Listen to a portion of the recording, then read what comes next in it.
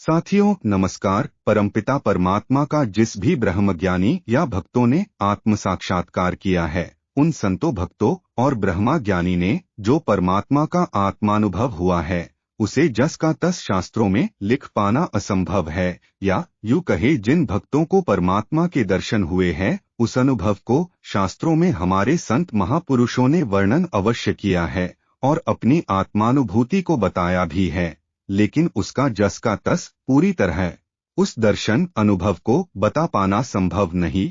सद्गुरु के मार्गदर्शन और ज्ञान के आधार पर हम भी परमात्मा का पूरी तरह से वर्णन नहीं कर सकते। बस उस अनुभव संतों के उस ज्ञान को हम सीढ़ी बनाकर जरूर उस आत्म साक्षात्कार की प्रारंभिक अवस्था में पहुंच सकते हैं, लेकिन अंतिम अवस्था तक तो स्वयं ही प्रयास कर या परमात्मा का अनुभव अपने हृदय या आत्मा में ही कर सकते हैं। हमारे सद्गुरुओं ने अपने हृदय और आत्मा में किया है, उस आत्मानुभव को हमें स्वयं ही प्रयास करना पड़ेगा या आत्मानुभूति करना पड़ेगा। उसके बहुत सारे माध्यम है।